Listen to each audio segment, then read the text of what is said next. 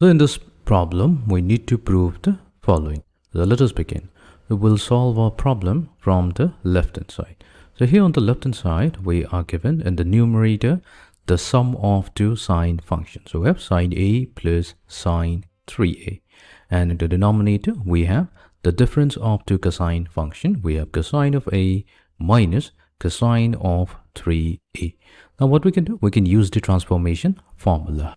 So the transformation formula gives us, if we have the sum of two sine function, that it gives us the product of a sine and a cosine function. And if we have the difference of two cosine function, that gives us the product of two sine function. So let's try to implement this.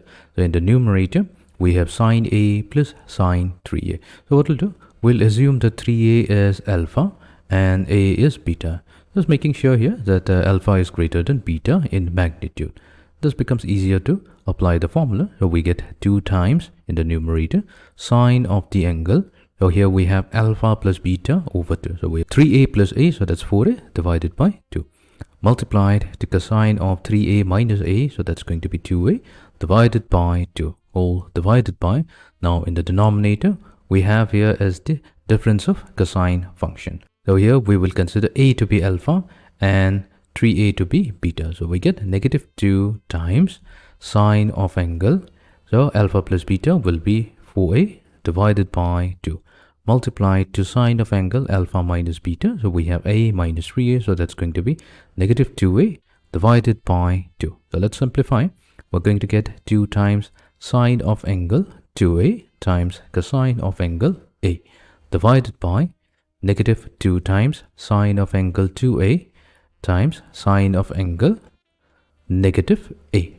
Now we know that our sine is an odd function. That means sine of negative theta is equals to negative of sine theta, which would mean that sine of angle a, that will be equals to negative of sine a, which means we can factor out the negative from inside. This will become equals to 2 times sine of angle 2a times cosine of angle a divided by positive 2 times sine of 2a times sine of angle a. Now we can factor out 2 sine 2a from the numerator and the denominator, and we're left with the ratio cosine a over sine a, which is nothing but the cotangent function. And this is the expression on the right hand side. So hence we successfully showed that the left hand side is equals to the right hand side. Hence proved.